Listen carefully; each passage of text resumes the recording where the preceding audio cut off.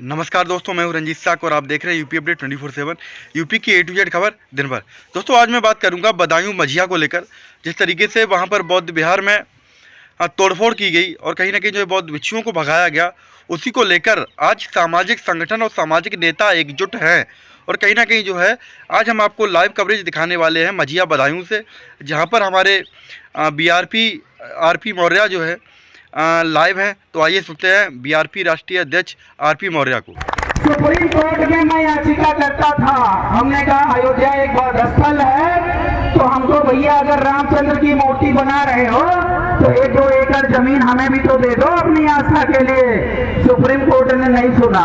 खुदाई से जितनी चीजें मिली सब बुद्ध के अवशेष मिले। सुप्रीम कोर्ट ने अपनी समरी ऑफ रिजल्ट में लिखा है, क्या लिखा जानते हैं? कि भगवान श्री रामचंद्र आस्था का विषय है। इस देश में सब हिंदू हैं और हिंदुओं की संख्या ज्यादा है, इसलिए हिंदुओं के भगवान श्री रामचंद्र की प्रतिमा लगाई जाएगी। आप सभी से पूछना चाहता हूं, बहुत सारे संगठन देश में चल रहे हैं, बहुत सारे जो धर्मगुरु यहाँ पर हैं, मैं सभी से प्रश्न करना चाहता हूं कि हमें बौद्ध धर्म का सर्टिफिकेट कहीं मिलता है? नहीं। हमें कहीं सर्टिफिकेट नहीं मिलता है। इतनी संख्या में आप खड़े हो, आप यूनिवर्सिटी चला सकते हो, कॉलेज चला सकते हो, सारा काम कर सकते हो। बुद्धिस्ट का सर्टिफिकेट आपको नहीं अभी तक मिला है, ध्यान रखना।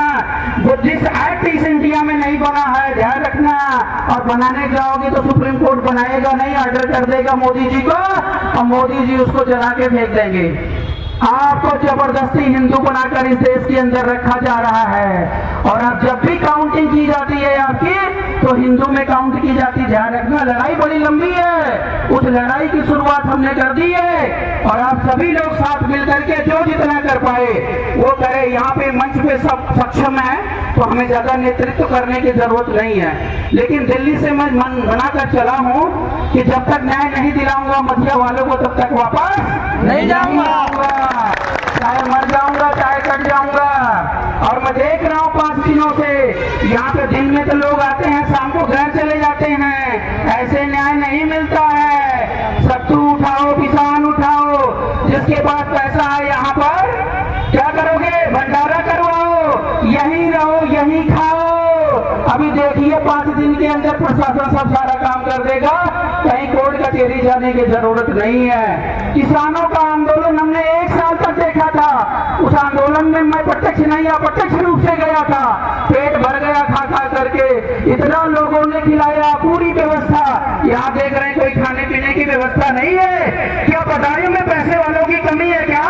उन लोगों ने सोचा नहीं कि अगर हमारे भाई बंधु वहां पर आ रहे हैं तो चलो आज का भंडारा हम करवा देते हैं। आखिर ये सामाजिक एकता कब और कैसे दिखाई देगी? खाली पेट भजन होता है क्या?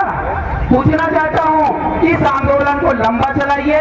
मेरा निवेदन है कि ये आंदोलन उठना नहीं चाहिए जब तक हमारी 3 मांगे मेन रूप से पूर्ण ना हो जाए। मांग नंबर 1 है कि बनते संघ को वहां पे बिठाया जाए।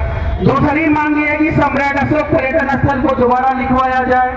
और तीसरा ये है, वो तो आप बेहतर बताएंगे, मैं अपने तरीके से बता रहा हूँ। और तीसरा ये है कि जिस एसआई ने बनते लोगों के खिलाफ कार्रवाई की है उसे सस्पेंड किया जाए, तलब किया जाए, क्योंकि बिना वो कोर्ट के आदेश के इस तरीके की बदतमीजी किया है।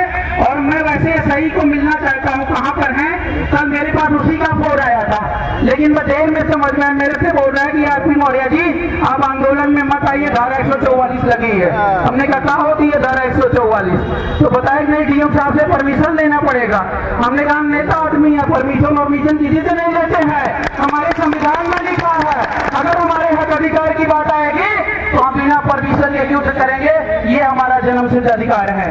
इसी के साथ मैं अपनी बात को विराम दूंगा। और जितनी बात मैंने बोला है, राजनीति सत्ता की भी है, ध्यान रखिएगा। आप अगला इलेक्शन में वोट किसे दोगे अपनी खोपड़ी में 20 बार डिसाइड कर लेना, ये आपका निर्णय है। तब आपको न्याय हक अधिकार मिलेगा। और आरपी मौर्य दिन रात समर्पित है, कभी आप कोई कमी नहीं पाएंगे, जहां बुलाएंगे हाजिर हो। बहुत बहुत धन्यवाद।